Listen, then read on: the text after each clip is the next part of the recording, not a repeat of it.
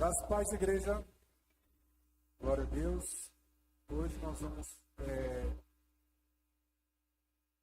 ler Hebreus capítulo 7, do versículo 1 até o versículo 10, sobre a segunda parte, da mensagem da semana passada. Hebreus 7, verso 1, diz assim: sem relógio, e produção. Deixa eu ver quanto tempo eu tenho. Melhor que na semana passada, que me deram só 15 minutos.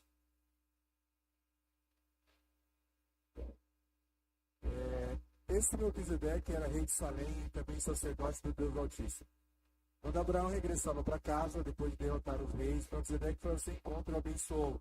Então Abraão separou a 10ª parte de tudo e ele entregou de tudo e a entregou a Melquisedeque, cujo nome significa rei da justiça, enquanto rei de Salém quer dizer rei da paz. Não há registro de seu pai, nem de sua mãe, nem de nenhum de seus antepassados, nem do começo, nem do fim de sua vida. Semelhante ao Filho de Deus, ele permanece sacerdote para sempre. Considere importante a importância de Melquisedeque, até mesmo Abraão, patriarca, mas reconheceu a entregar a ele um 10º do que havia conquistado na batalha. A lei de Moisés exigia que os sacerdotes, os descendentes de Levi, recebessem dízimo de seus irmãos israelitas, que também são descendentes de Abraão. Melquisedeque, porém, que não era descendente de Levi, recebeu o dízimo. E em seguida abençoou Abraão, que já havia recebido as promessas. Sem dúvida, quem tem poder para abençoar é superior a quem abençoar. Os sacerdotes que recebem os dízimos são homens mortais. A respeito de Melquisedeque, no entanto, é dito que ele continua vivo. Além disso, pode-se dizer que os levitas que recebem o dízimo também entregaram por meio de Abraão. Embora Levi ainda não tivesse nascido, a semente da qual ele veio já estava no corpo de Abraão, seu antepassado, quando Melquisedeque se encontrou com ele. Bem, a gente continua então a mensagem da semana passada, que é a sombra e a realidade. Muito obrigado, reverendo.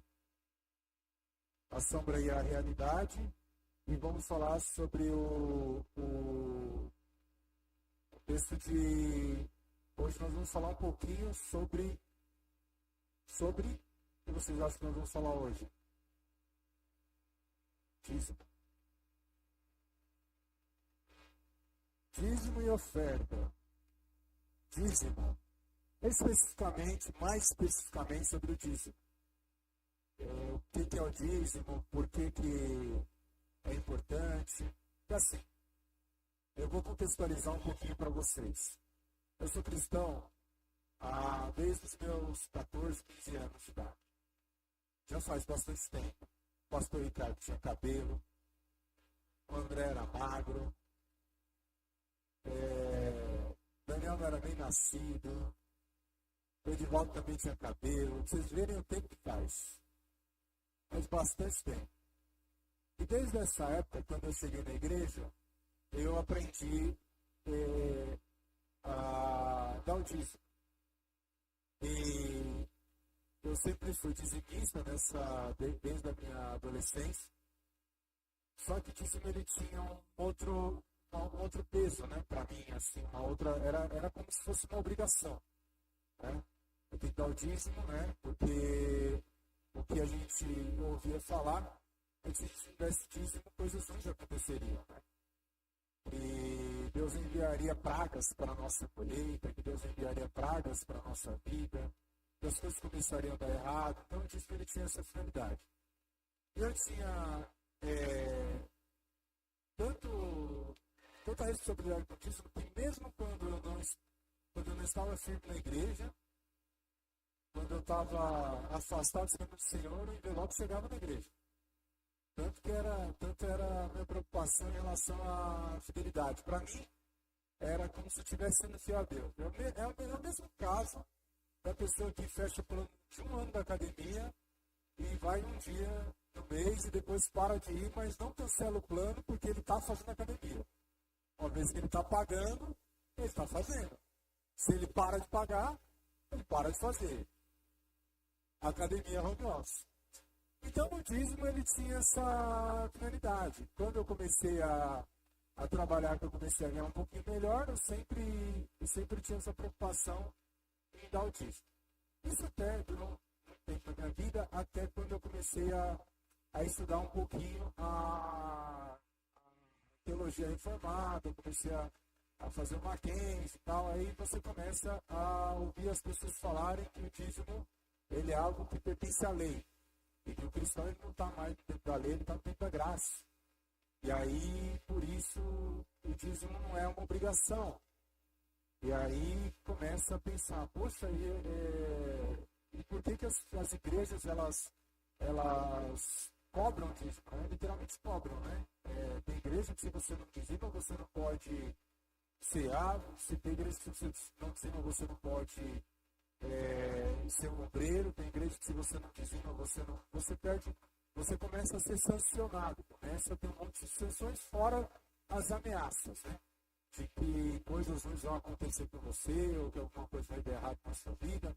E quando a pessoa, alguma coisa não está de acordo, a primeira coisa que se pergunta é, mas você está dando dízimo? Né? E como se fosse o dízimo fosse um seguro de vida, ou um seguro contra acidentes pessoais, ou um seguro de proteção. Se você bateu o carro também, não dizima, né? Se ficou doente, você não quer gastar dinheiro com remédio também, não dizima, né? Se aconteceu alguma coisa, né, ficou desempregado também, não dizima. Então, assim, parece que tudo que acontece na vida do cristão, de bom é porque ele dizima, de ruim é porque ele não dizima. Só que aconteceu um outro fator na minha vida também, que é o seguinte, eu comecei a perceber que em algum momento eu estava em falha com Deus, que eu não estava honrando Deus, que eu não estava servindo a Deus fielmente. E aconteceu o inverso. Então a nossa igreja, ela nasce num contexto de uma tradição pentecostal, onde o dízimo ele tem essa finalidade, ou seja, você dá o dízimo para que você possa ser abençoado e ter esse caráter de compromisso, de regra. E depois que a gente entende o conceito da graça, isso meio que acaba acontecendo o inverso. Aí eu parei de falar disso na igreja, não só eu, mas muitas outras pessoas pararam de dizimar. O Deus vai falar, se estava lá, quem quisesse ofertar, ofertava, quem quisesse dizimar, dizimava. O que aconteceu depois disso? Muitas pessoas passaram a ter uma vida descompromissada e também uma série de dificuldades financeiras. Então, primeiro, antes da gente falar se o dízimo é bíblico ou não é, que é bíblico a gente sabe que é, mas se é uma coisa do tempo da lei ou do tempo da graça, se é uma obrigação para a igreja hoje ou se não é, a gente precisa recorrer à palavra de Deus. O tema que é tratado aqui em Hebreus capítulo 7 está falando da superioridade de Abraão, de Melquisedeque em relação a Abraão, e Cristo, sendo o sacerdote segundo a ordem de Melquisedeque, também superior a Abraão e todo o sistema levítico, todo o sistema do Antigo Testamento. E a gente vai falar um pouquinho sobre isso. Mas, em que contexto que essa superioridade aparece? Vai dizer que Abraão, ele vence uma batalha muito difícil, que ele vai sair vencedor. E ele recolhe, então, todos os despojos daquela guerra. O que eram os despojos? Os despojos eram todos os tesouros da cidade ou do país que havia sido vencido. Então, tudo que tinha de importante, de valioso, se tornava a propriedade do rei que venceu. Isso acontece basicamente até os dias de hoje. Quando tem uma guerra, na guerra tem muito mais do que interesse político em jogo. Tem interesse comercial, tem dinheiro envolvido. Então, quando a gente ouve falar, por exemplo, que está tendo uma guerra no Iraque, ou na Venezuela, ou no Irã, em qualquer outro país do mundo, não é só a segurança que está em jogo, mas tem outros interesses ali por trás daquilo, ou seja, domínio financeiro, domínio de muitos casos de petróleo, que é o combustível do mundo, enfim, outras coisas. Então a guerra ela tem interesses comerciais. Ninguém vai mandar um jato de 1 bilhão para uma guerra correndo o risco de ser abatido se não tiver interesse comercial nisso. Então, é utopia achar que os Estados Unidos está preocupado com a paz do mundo. Não, os Estados Unidos está preocupado também em manter a sua hegemonia como superpotência. E isso acontece de uma forma que não deixa outras nações se tornarem também superpotência. E a guerra é o meio pelo qual se consegue a paz. Então, isso falando no contexto mundial, no contexto terreno. Então, quando Abraão vence aquela guerra, ele se torna, então, alguém muito rico, muito mais rico do que era. Só que ele não fica com aquele tesouro. Vocês vão ver ao longo de Gênesis capítulo 14, que ele pega todos aqueles despojos, ele encontra com Melquisedeque. Ao encontrar com Melquisedeque, o que ele faz? Ele vai e presta reverência a Melquisedeque, se prostra diante de Melquisedeque e dá o dízimo de tudo quanto ele havia adquirido naquela batalha. Que não era pouca coisa, era muita coisa. Agora, a primeira pergunta que a gente se faz: dízimo é 10%? Sim ou não? Sim ou não? Sim. Dízimo, o significado da palavra dízimo é justamente esse, é 10ª parte. Então, 10%. Então, Abraão dá 10% de tudo quanto ele havia conquistado naquela batalha. E o restante ele devolve para o rei que havia sido derrotado na primeira batalha, que era os reis de Sodoma e Gomorra. Então, ao dar o dízimo a Melquisedeque, ele está reconhecendo algo aqui que é importante para essa narrativa. Que é o quê? A superioridade de Melquisedeque em relação a ele próprio. Então, ele havia recebido a revelação de Deus, mas ele reconhece que ele não era superior a Melquisedeque, mas ele reconhece a superioridade de Melquisedeque. Ele vai dizer aqui no versículo 2, Abraão separou a 10ª parte de tudo, e a entregou a Melquisedeque, cujo nome significa rei da justiça, enquanto rei de Salém quer dizer rei da paz. Na semana anterior, a gente falou sobre o significado de Melquisedeque ser rei de justiça e rei de paz, e como que isso se encontra em Cristo. E hoje a gente vai falar a respeito do dízimo. Então, não há registro de seu pai, nem de sua mãe, nem de nenhum de seus antepassados, nem do começo, nem do fim de sua vida. Semelhantemente ao Filho de Deus, ele permanece sacerdote para sempre. Aí ele vai falar, considera importante a importância de Melquisedeque. Até mesmo Abraão, patriarca, o reconheceu a entregar a ele 1/10 do que havia conquistado na batalha. Em primeiro lugar, a gente precisa entender o contexto de para quem esse livro foi escrito. Para quem esse livro foi escrito? Para os que eram os judeus. Hebreus eram judeus. Quem que era Abraão para os judeus? Quem que é Abraão para os judeus? É o pai da fé. É a figura mais importante de toda a religião judaica, é Abraão. Não só da religião judaica, mas das religiões monoteístas do mundo, incluindo o islamismo, Abraão é o pai dessas religiões. Então, Abraão é uma figura central, proeminente, de extrema importância. É a maior figura do Antigo Testamento para um judeu. Qualquer judeu reconheceria em Abraão a figura máxima, o pai da fé. Aquele que recebeu a revelação de Deus, aquele que recebeu a promessa de Deus, o pai de toda a religião judaica, o pai das promessas, o pai da fé. O primeiro exemplo vivo de alguém que cumpriu a vontade de Deus era Abraão. Da forma como chegou para a religião judaica, né? Houveram outros homens antes de Abraão que também fizeram a vontade de Deus? Sim. A gente vai ver Sete, Noé, também Matusalém, e outros homens também, Enoque, que foi transladado, também tiveram uma vida com Deus. Mas Abraão é conhecido como pai da fé, e para a religião judaica é o nome mais preeminente. Diz que havia, para Abraão, havia alguém que ele considerava superior a ele. Quem que era esse alguém? Melquisedeque. E o que vai dizer aqui então o slide? Para um judeu do primeiro século, não havia figura maior do que o patriarca Abraão, um amigo de Deus e receptor da aliança. No entanto, Hebreus 7 revela Abraão humilhando-se diante de Melquisedeque, ou seja, prestando reverência, se dobrando, se prostrando diante de Melquisedeque. Se Abraão se curvou diante daquele que tipificava Cristo, então todo o sistema levítico e sacerdote do Antigo Testamento deve se curvar diante de Jesus. Então vamos lá. Existe um sacerdócio que é o sacerdócio de Melquisedeque, do qual nós já vimos que Jesus é sumo sacerdote segundo a ordem de Melquisedeque. Abraão, então, se prostra diante de Melquisedeque e, de forma imputada, de forma como se houvesse ali uma representatividade, Abraão está se prostrando diante de todo o sacerdócio de Melquisedeque, ou seja, do sacerdócio em si. E da linhagem de Abraão, só depois vem o sistema levítico, dos descendentes de Abraão. Então, Abraão, pai da fé, ele tem alguns filhos, dentre esses filhos, Isaac, que se torna então o herdeiro da promessa, depois Jacó, que se torna herdeiro da promessa, e seus 12 filhos que se tornam herdeiros da promessa. Então, Abraão, Isaac e Jacó, que são os patriarcas, junto com seus 12 filhos, eles então são os herdeiros da promessa.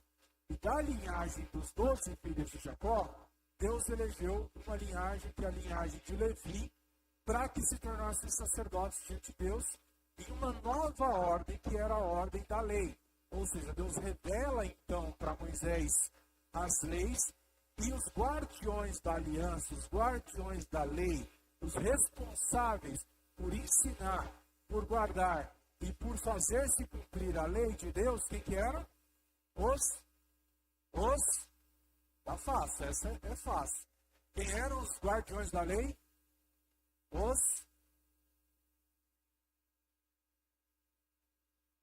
Quem eram os guardiões da lei? Os levitas. É isso? Tá certo, Juliano? Por que você está com medo de falar?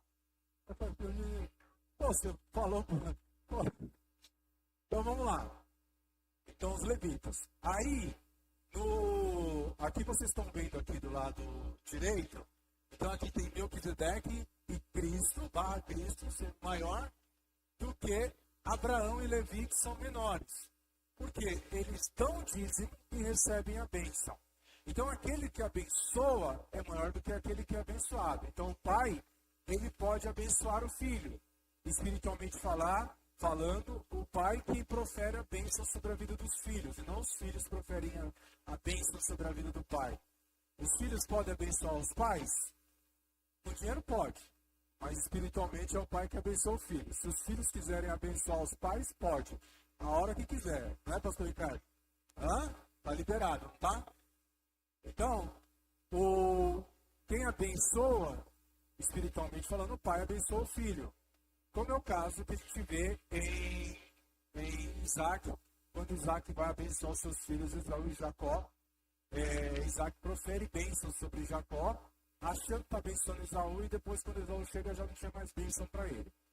Porque Isaac havia tomado as bênçãos de uma outra mensagem, uma outra pregação, para um outro dia, um outro capítulo. Mas o pai abençoava o filho. E não só abençoava, aquilo que o pai abençoava o filho, acontecia. Então, a palavra do pai na bênção, ela tinha um peso muito grande. Não só em proferir bênçãos, mas até na escolha do nome. Então, era uma profecia do pai sobre a vida dos filhos.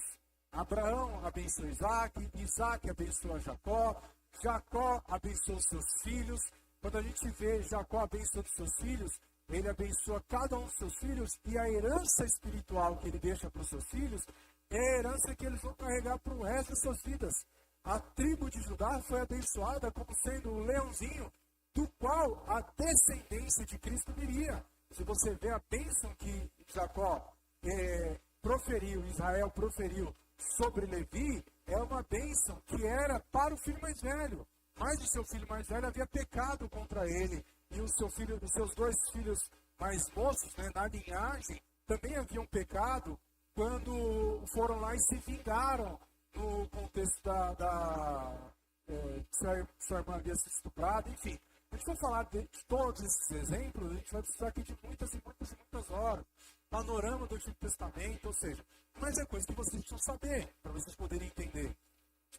E aí, diz que Abraão, ele reconhece a superioridade de Melquisedeque e dá o dízimo a Melquisedeque e recebe uma bênção espiritual de Melquisedeque. Pode passar. Então, o que a gente vai ver?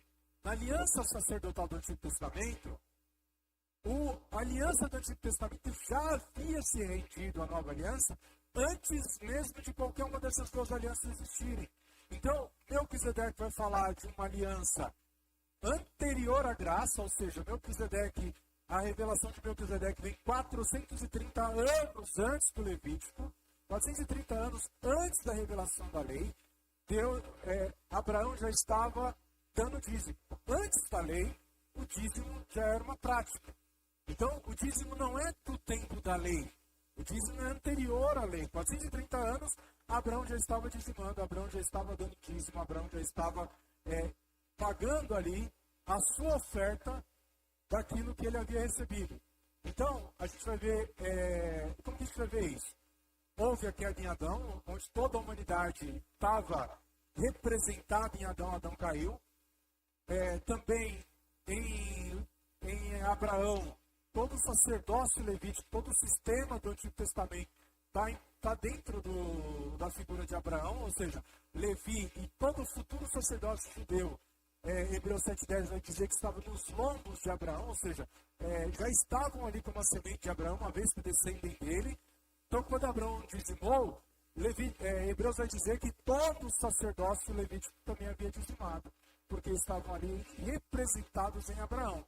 E da mesma forma, nós também estamos representados em Cristo. Então, a igreja, em último caso, está em Cristo, que é o nosso último Adão e representante perfeito. Então, esse princípio de representação seminal vai destruir esse conceito de individualismo moderno. Ou seja, o sacerdócio levítico, ele lidava com sombras temporárias e ele profeticamente se rendeu ao sacerdócio eterno. Então, quando Abraão dizima, não é só Abraão que está dizimando, mas todo o sistema sacerdotal do Antigo Testamento. Uma vez que descendem de Abraão e de Levi, Abraão dizimando, todo o sacerdócio levítico, todo o Antigo Testamento está sendo representado ali em Abraão. E uma vez que ele está reconhecendo a superioridade de Melquisedeque, ele também está reconhecendo a superioridade de Cristo. Pode passar.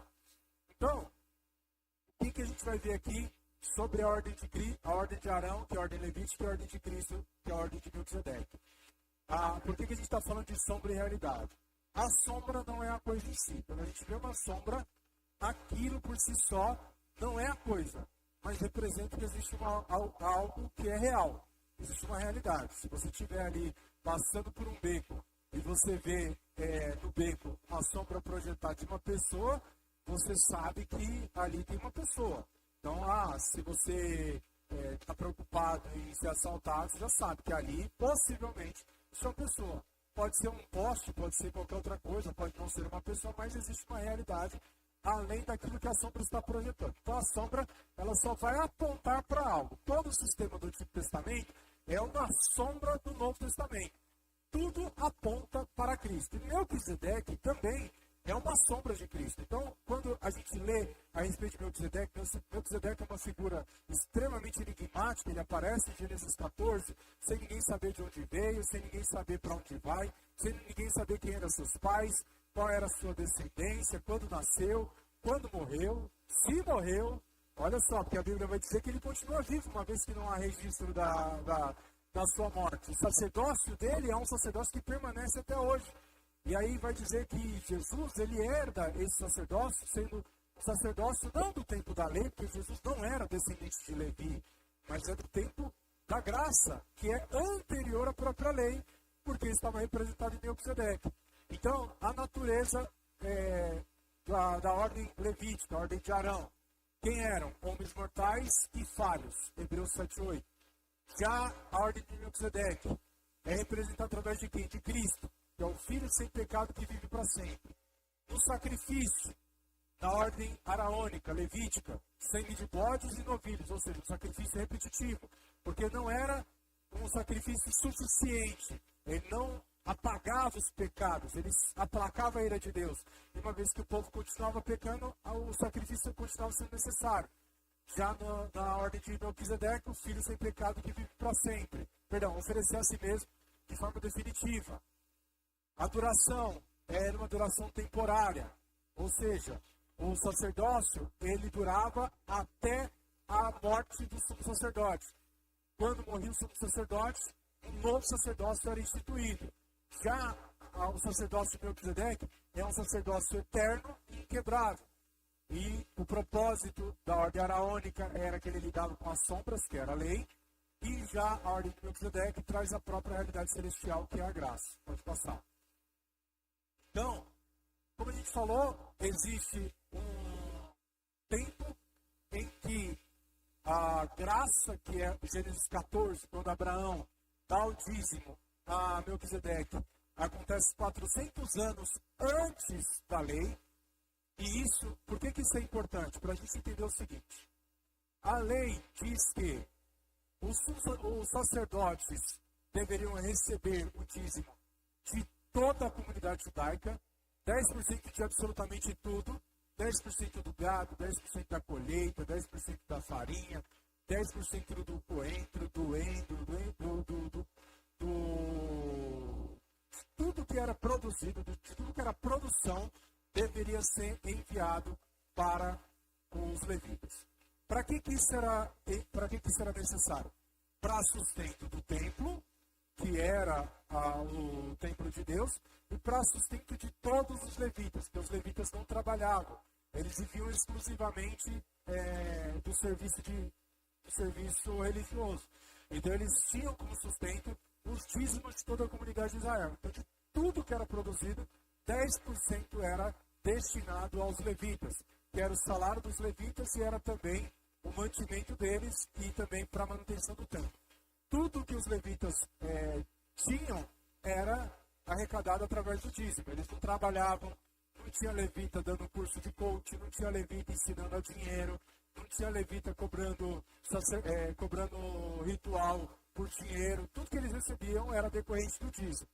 Hoje nós não temos essa figura no Novo Testamento dos levitas. A gente não tem os levitas hoje.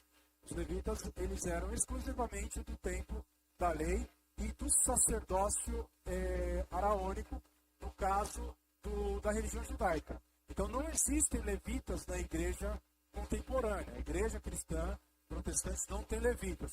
E quem canta na igreja é levita? Não, não é levita.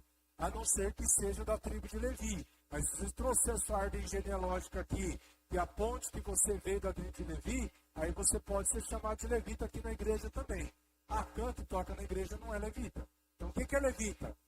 A pessoa que é da tribo de Levi e que exerce o serviço religioso na tradição judaica. E se você quer se chamar de levita, você precisa saber fazer mágica. Aí você precisa levitar. Aí são as duas formas da gente reconhecer um levita na igreja contemporânea. Porém, existe aqui um outro princípio. Então, qual que era o princípio aqui dos levitas receberem o dízimo? Era manutenção da casa de Deus e sustento dos próprios levitas.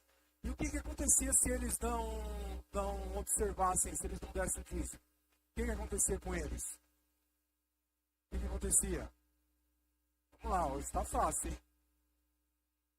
O que acontecia com eles? Malaquias 3:10. O que acontecia com ele? Eles estavam, quando não davam dízimo, eles estavam roubando a Deus. E qual que é a punição por roubar de Deus? Uma série de pragas vinham sobre a vida deles. Olha só o que vai dizer lá em Malaquias e também em Ageu. Ageu vai dizer assim, que quando o povo ele volta para reconstruir a cidade depois do cativeiro babilônico, eles estavam cuidando das suas próprias vidas, eles estavam cuidando das suas casas, estavam cuidando das suas famílias, estavam cuidando das suas colheitas, estavam cuidando dos seus negócios, e a casa de Deus estava abandonada. Aí Deus levanta o profeta Ageu para falar para eles assim, nada do que vocês fazem dar certo na vida de vocês. Por quê? Porque vocês são negligentes. Vocês têm abandonado a casa de Deus, vocês têm cuidado dos seus próprios negócios, das suas próprias famílias, das suas próprias terras, do seu próprio sustento, mas tudo que vocês fazem não dá certo. Vocês escolhem uma mão e eu assopro na outra. Vocês juntam um saquetel furado. Ou seja, o que é um saquetel furado? É uma bolsa rasgada. Por quê? Por que as coisas estão dando certo na vida de vocês? Porque vocês estão negligenciando a casa de Deus. E aí o que acontece lá em Malaquias capítulo 3, versículo 10? Vai dizer assim, roubará o homem a Deus? Aí ele fala assim, quem te roubamos, Senhor? Aí ele fala assim, nos dízimos e nas ofertas alçadas, vocês têm me roubado. Ou seja, como que Deus fala que o povo que não dava dízimo, naquele contexto era ladrão. Ladrão. Chama eles de ladrão. Lembra aquele episódio do Chaves? Ladrão, ladrão, ladrãozinho. Não. Eles eram ladrões, porque não davam dízimo, eles roubavam a Deus.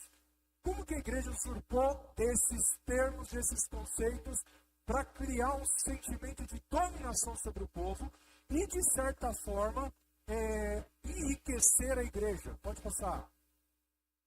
Então a gente vê aqui que ao longo da história havia um princípio que era a prática da generosidade e a gente chega até o contexto de hoje.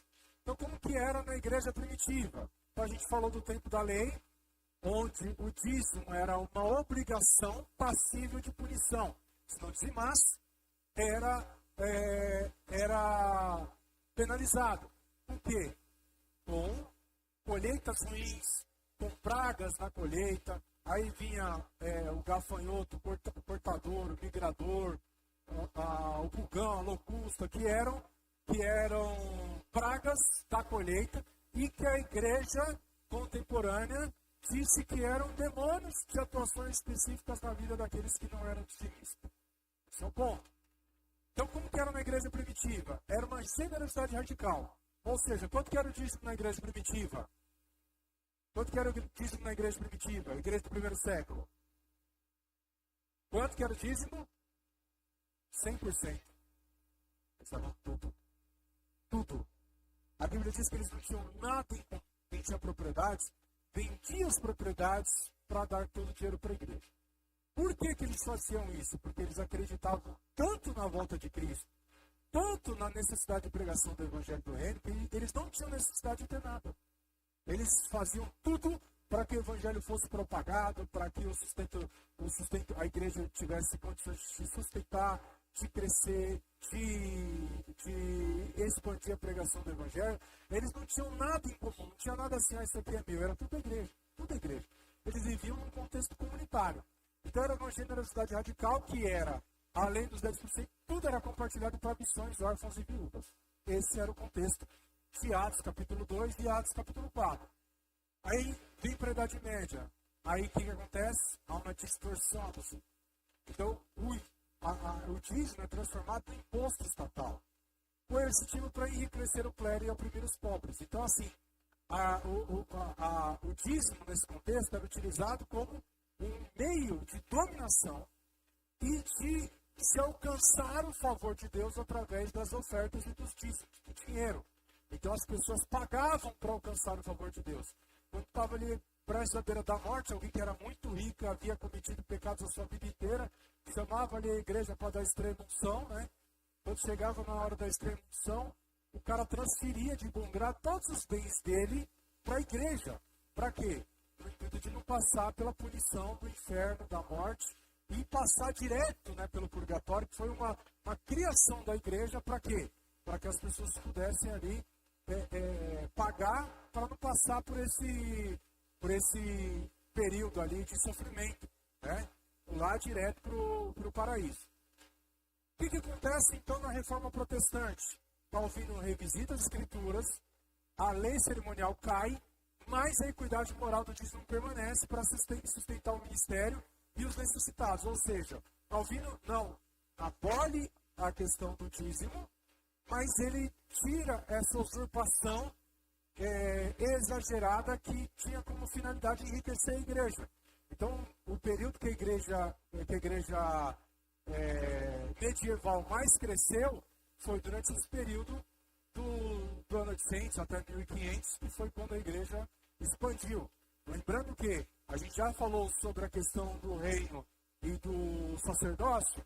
Na igreja medieval, no tempo medieval, quem validava o poder do rei era a igreja. Quem ia lá e dizia que aquele rei era legítimo, era a igreja que dizia que aquele rei era legítimo. Então, o Estado e a religião, eles coexistiam de forma muito próximas. Uma coisa muito importante, um dos bancos mais ricos do mundo, alguém sabe qual que é? Vaticano. O Vaticano é um dos bancos mais ricos do mundo. Empresta dinheiro para o mundo inteiro. Então, financia milhares de coisas. O Vaticano tem um banco. De onde que eles construíram esse banco? Vocês já viram alguém depositando dinheiro no banco do Vaticano? Não. Mas a igreja enriqueceu dessa forma. Então, eles têm milhares de propriedades no mundo inteiro, entre muitas outras coisas que eles adquiriram ao longo de todos esses anos de dominação e exploração. Aí a teologia protestante ela vai gente encontra isso e diz, não, isso aqui está errado. Mas a prática do dízimo é uma prática saudável. O que aconteceu então depois?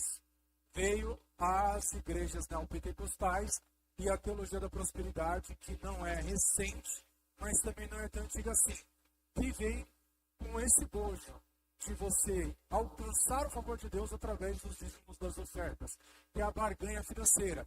Deus é tratado como um banqueiro de investimentos, onde você dá e você recebe. Então, quanto mais você dá, mais você vai receber. O que significa isso? Existem aqueles cultos onde o intuito é que você dê tudo que você tem, no intuito de você receber alguma coisa. Aí as pessoas elas vão nesses cultos, elas estão falidas, quebradas, emocionalmente instáveis, aí elas chegam no culto, falam que a solução dela está em ela dar tudo que ela tem. Aí a pessoa tira tudo que ela tem de valor. Se ela tiver ouro, ela tira. Se ela tiver relógio, ela tira. Se ela tiver joia, ela tira. Se ela tiver carro, ela transfere o carro para a igreja. Se ela tiver tudo que ela tiver, ela dá para a igreja naquele momento. Aí acontece que, qual que é a grande questão dessa, né? Teve uma vez que um cara, ele foi doar um carro para a igreja. Vocês conhecem essa história? Conhece essa história? Até que não conhece. Conhece, pastor? O cara doou um carro para a igreja. Só que o carro tinha mais dívida e multa do que o carro valia. E o pastor ficou bravo. Porque o camarada doou o carro e transferiu o carro para a igreja e a igreja ia ter que pagar as dívidas do carro. Então, nesses cultos, né? Não sei se vocês sabem, mas existe gente que acha que comprar carro de leilão é bom. Comprar carro, joia, bens, desses cultos é um negócio 1000 vezes melhor. Porque a igreja não quer essas propriedades, a igreja quer o dinheiro. A igreja quer o dinheiro. Então, se tem um carro de 100 mil lá, que a igreja não pagou nada por aquele carro é vendido por 40, para quem comprou um ótimo negócio, para quem vendeu um ótimo negócio. E a pessoa que fez aquilo acha que está sendo abençoada porque ela fez aquilo. Então, onde que a gente chega? Então, é para dar dinheiro para a igreja? Não é para dar dinheiro para a igreja? É para dar tudo? Não é para dar nada? É para dar os 10%? É obrigação? Não é? Aí a gente chega naquilo que Hebreus capítulo 7 ensina. Então, o que é? O dízimo é um princípio histórico e um ponto de partida amoroso da generosidade cristã devolvida em adoração. Pode passar. Então, o dízimo ele não é uma obrigação, mas ele é um padrão que deve ser mantido. E a gente vai falar um pouquinho mais sobre isso. Não deve ser tido como uma obrigação. Uma obrigação no sentido de falar assim, se eu não der o dízimo, eu estou roubando a Deus. Se eu não der o dízimo, eu vou deixar de ser abençoado. Se eu não der o dízimo, coisas ruins vão acontecer comigo. Agora, a gente precisa saber o que a Bíblia diz e qual a relevância disso tem para a nossa vida. Então, primeira coisa, Mateus capítulo 23. A graça ela não vai rebaixar o padrão da lei, mas ela vai elevar a nossa motivação por meio de Cristo. Mateus 23, ele condena a hipocrisia das pessoas que davam o dízimo, que diziam que davam o dízimo de tudo que tinham, do endro, do cominho, da hortelã, ou seja, de coisas até sem valor, eles se orgulhavam em dar o dízimo daquilo. Aí ele vai falar assim, olha, deveis praticar a justiça, a misericórdia e a fé, sem omitir aquelas. Ou seja, quando Jesus está dizendo para eles que eles eram hipócritas, não é porque eles davam dízimo, é porque eles davam dízimo, mas não praticavam a misericórdia, a fé, a justiça. Ou seja, o que Jesus está dizendo? Que eles não eram para eles darem dízimo? Não, Jesus está dizendo que além deles darem dízimo, eles também deveriam praticar a fé, a justiça e a misericórdia. Então, qual é o princípio de Paulo em 1 Coríntios capítulo 9? Que aquele que vive do Evangelho deve se sustentar dele, aplicando os princípios mosaicos ao tempo da graça. O que isso significa? Que o dízimo é necessário e um princípio bíblico que deve ser mantido. Aqui no Brasil, a gente adota o princípio da prática do dízimo dos 10%, como era nos tempos de Melquisedeque, quando Abraão dizimou, e também como é praticado pela igreja hoje. Nos Estados Unidos é um conceito um pouco diferente. Por exemplo, as igrejas dos Estados Unidos são igrejas centenárias. E não existe rotatividade de igreja como aqui no Brasil. A pessoa está congregando uma igreja e 2 anos depois ela está em outra igreja, em outra igreja, em outra igreja. E cada igreja tem uma regra, cada igreja tem uma ordem. Mas imagina uma igreja histórica, uma igreja de 100, 200, 300 anos. naquela mesma localidade, naquela mesma cidade. Quem congrega ali, as famílias são as mesmas, de muitos e muitos e muitos anos.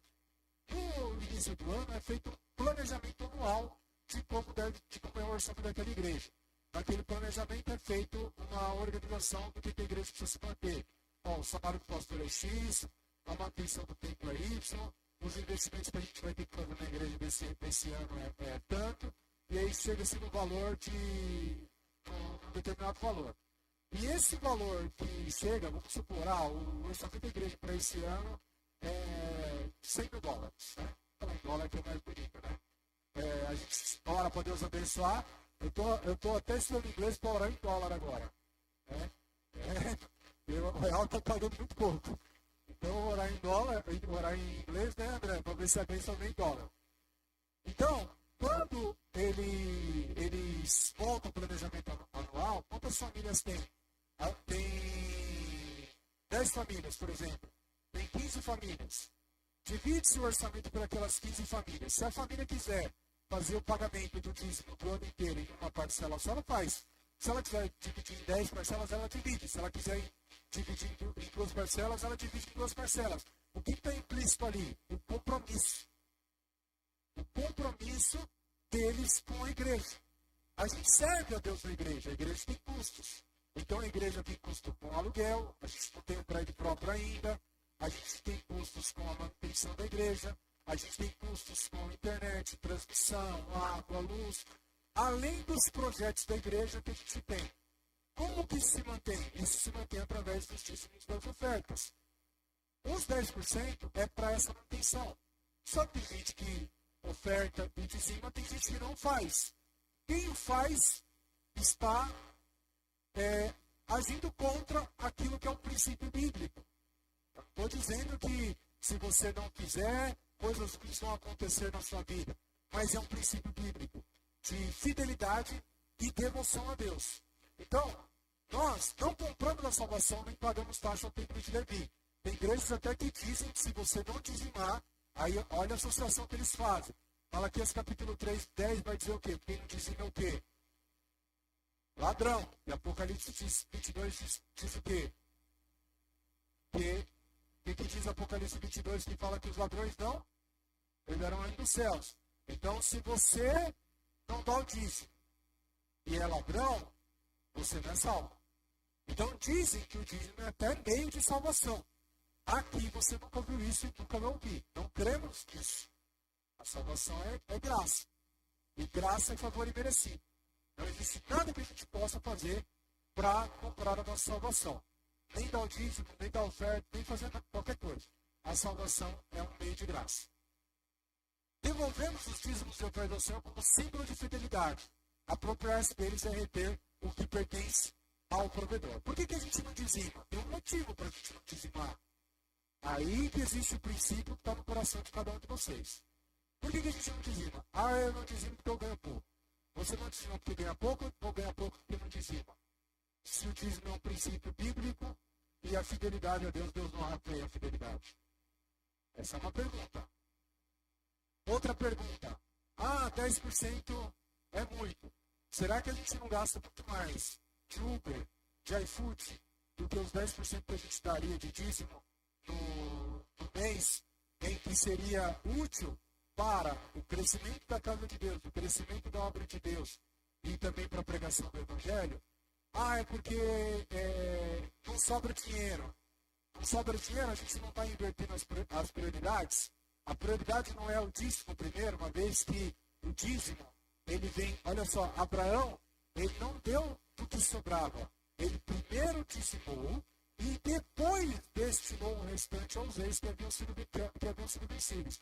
Ele não deu o dinheiro aos reis e falou assim, olha, agora que sobrou esses 10% eu vou dizimar. Primeiro ele dizima. A gente tem um princípio bíblico que é o princípio dos 10%. Ou seja, a gente tem que aprender. O princípio cristão de dízimos e ofertas é que a gente ganhe muito, poupe muito, só que a gente faz tudo o contrário. A gente ganha e gasta muito, não poupa nada, não dizima nada e ainda reclama quando as coisas estão dando errado, é porque você não dizima? Não, é porque você administra mal as suas finanças. E esse não é o problema de você ser dizimista ou não. Porque às vezes a pessoa dizima e ela está com a vida dela toda enrolada, e aí ela questiona Deus por que ela está com a vida toda enrolada mesmo ela sendo dizimista. É porque você é um péssimo administrador. O que você precisa melhorar? A administração. Não gastar mais do que você ganha. É um princípio.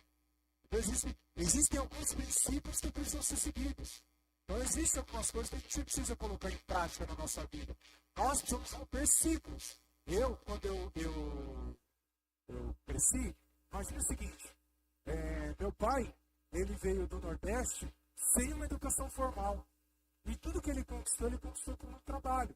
Mas ele não tinha educação financeira, ele não tinha disciplina financeira e ele não tinha uma mentalidade de entender que ele precisa juntar dinheiro, que ele precisa adquirir imóveis, que é a mentalidade do português, do espanhol.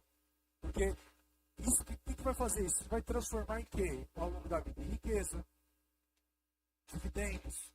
Só que meu pai não sabia fazer isso. Eu aprendi com meu pai a também não fazer. Só que eu tenho muito mais conhecimento do que o meu pai. O que eu preciso fazer? Ensinar os meus filhos. Então eu preciso ensinar os meus filhos o princípio do dízimo como sendo algo importante, sim ou não? Sim. Meus filhos dizimam. Pelo menos eu espero que eles dizimem. Eu não fico perguntando para eles se eles dizimaram ou não. Mas eu também digo que eles têm que investir o dinheiro deles. Eu digo que eles têm que poupar o dinheiro deles. Eu digo que eles não podem gastar o dinheiro deles. Se eles começarem a investir, eles vão poder se aposentar muito mais cedo do que eu, ou do que meu pai e minha mãe. São princípios. Uma coisa não anula a outra. Então eu ensino eles que eu preciso quebrar esse ciclo. Não é porque meu pai passou a vida inteira com dificuldade financeira, e meus filhos também têm que passar pelos mesmos problemas que eu. A gente cria filhos para serem melhores do que a gente, em tudo. Em tudo. Não é para serem melhores que a gente em alguma coisa, é serem melhores que a gente em tudo. Então esse é o nosso objetivo. Como que a gente faz isso? Ensinando o que fazer e também o que não fazer. Eu queria ter tido uma educação financeira nova.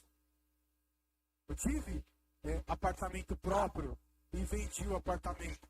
Poderia ter ficado com o apartamento como renda, ter feito qualquer outra coisa da minha vida, mas foi um erro que eu cometi que eu tive que aprender fazendo. Muitas vezes vendendo carro quitado para comprar carro financiado. Aí a gente vai empobrecendo. Aí fala assim, mas eu sou dizimista. E ruim para administrar. Tem gente que não é dizimista, que é mais próspero financeiramente do que quem é. Então, para que serve o dízimo? Gratidão, fidelidade, princípio, amor. Isso é o dízimo. Eu posso dizer que amo a minha esposa e falar para ela assim, mas o que é meu, o que é seu? Eu não sei, talvez na vida de algumas pessoas isso até funcione. Mas na minha vida, na minha casa, tudo que é meu é da minha esposa. E tudo que é dela é dela. Não tem nada de errado nisso. Mas eu amo a minha esposa a ponto de dar a vida para ela. Porque eu não compartilho com ela também as minhas finanças. Como que eu posso dizer que amo a Deus? Amo adorar, amo estar nos cultos, amo pregar, amo tocar na igreja, amo louvar, mas a senha do banco não. As minhas finanças não. O meu dízimo não. Aí, onde que a gente chega? Pode passar. Aí ele vai dizer assim, entregamos as nossas vidas não a um sistema religioso morto, mas a um sacerdote que vive para sempre. Se o seu coração está cativo a Cristo, seu bolso também estará. Não por medo da maldição, ou seja, não é porque você tem medo de que coisas ruins aconteçam com você. Pois ele se fez maldição em nosso lugar, mas por puro encanto e reverência, aquele que não tem princípio nem fim de dias. Então, qual que é o princípio? O princípio é amor, o princípio é fidelidade, o princípio é gratidão. E uma coisa que eu aprendi, irmãos, isso eu creio de todo o meu coração. De todo o meu coração. Essa semana eu recebi um dinheiro, e eu fui no shopping com a Nicole para tomar um café, ela me comprou um tênis, ó, bonito. Com o dinheiro dela, não foi com o meu, com o dinheiro dela. Com o dinheiro dela. Não, senhora, uma coisa, outra coisa, outra coisa. Aí ela me comprou um tênis e eu falei para ela que eu tinha recebido o dinheiro e eu tinha comprado não sei o quê. Ela falou, você já deu dízimo? Eu falei, já? Porque hoje não é uma preocupação para mim. Hoje não é uma coisa que eu penso, tipo assim, poxa, eu preciso dar o dízimo. Às vezes, o que eu dou de dízimo, hoje, é mais do que eu já ganhei de salário.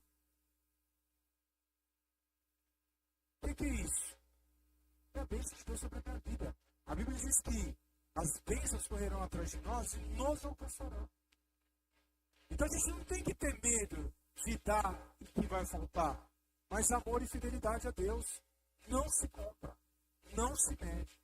E aí, de volta, nós recebemos também o amor e a fidelidade de Deus. E uma coisa eu tenho certeza absoluta, e aqui eu não estou falando que se você der, Deus vai te multiplicar, e que se você não der, Deus vai te amaldiçoar. Mas o nosso Deus nunca ficou devendo nada para ninguém. Nunca. O seu dízimo não vai te deixar mais pobre. Se você for fiel a Deus nos dízimos, seja fiel a Deus nos dízimos, nas ofertas durante um ano. Faça um voto com Deus. Senhor, eu vou fazer o que o pastor Felipe falou. Um ano. E daqui a um ano você veja se a sua vida melhorou ou piorou. Um ano só. Um ano. Um ano. Um ano. Um ano. Um ano. Um ano. É impossível a sua vida não melhorar. Não é porque Deus vai te abençoar, porque você deu dízimo e aí você comprou o favor de Deus e que Deus vai te fazer prosperar, é que você vai entender um princípio que está por trás de tudo isso. É a fidelidade a Deus. É a gratidão a Deus. E tem uma coisa que Deus honra, é a gratidão. Isso é uma das coisas que eu mais falo dentro de casa. Mais me ouvem falar. É a gente tem que ser grato por todas as coisas. Às vezes a gente fica tão no automático, tão no automático, tão no automático, tão no automático, que é o seguinte, eu tenho 10 mil de conta para pagar. Eu recebi 7. Eu recebi 7. Eu reclamo por aqueles 7. Ao invés de agradecer a Deus pelos 7. Aí eu falo assim,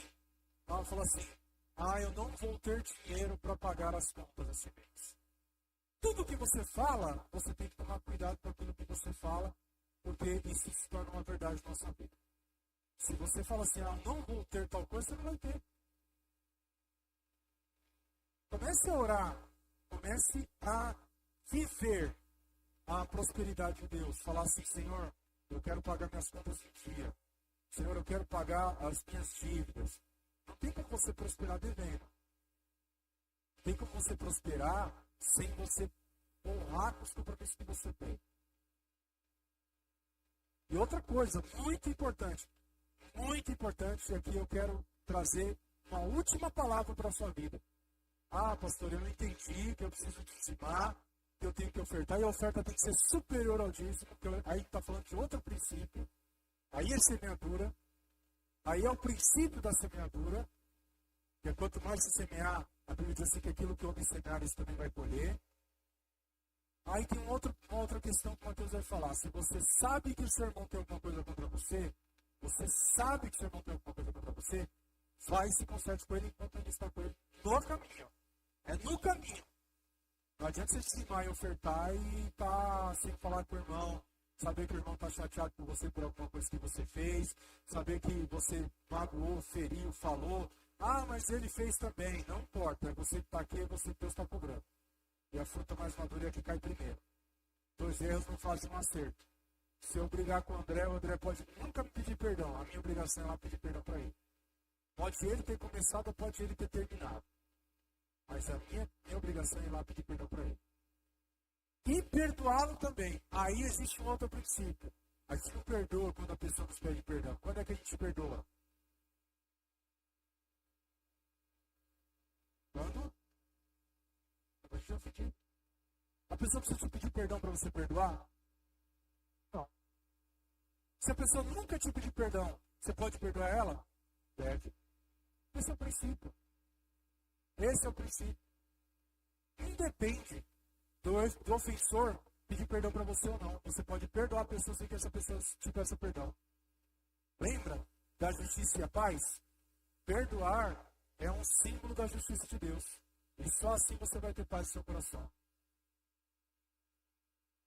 Então, existe muito mais em relação ao dízimo do que a obrigação. Existe muito mais. Muito mais. Dízimo é um princípio que deve ser mantido. Aí a gente aprende. Estava conversando com o André. A gente estava conversando um dia e o André falou sobre a necessidade da igreja investir em missões. E a gente começou. E é um princípio que a gente tem mantido. Não é um princípio que a gente tem mantido de projeto missionário. Não sei se vocês ouviram a história, mas o pastor chegou numa igreja e a igreja estava falida, quebrada, devendo até para a agiota. É isso, André? Até para a agiota a igreja estava devendo. Primeira coisa que o pastor chegou, quando ele chegou na igreja, assumiu a igreja destruída. E falou assim, nós vamos adotar um projeto missionário. Vamos adotar um projeto missionário. E aí a liderança da igreja falou, o que a liderança da igreja falou? O que vocês acham que a liderança da igreja falou? Você está doido. Não tem como. A igreja não tem condições. Aí a pergunta que eu fiz para vocês, né? Que é aquela que a máxima da década de 90. Os times vendem mais porque é fresquinho, porque vende mais. Você não dizima porque não tem dinheiro, não tem dinheiro porque não dizima. Aí o pastor sabia que a igreja não era abençoada porque negligenciava um princípio que era missões. Aí ele falou assim, nós vamos fazer missões. Quando começou, a igreja foi transformada. A gente começou a fazer o projeto aqui de investir em missões. Isso é só para o contexto de culto da igreja? Não. Eu coloquei um projeto no meu coração e eu falei para a Nicole esses dias. Falei assim, nós vamos adotar um projeto missionário por cada empresa que nós fazemos parte. Por cada estacionamento, por cada... Presta atenção.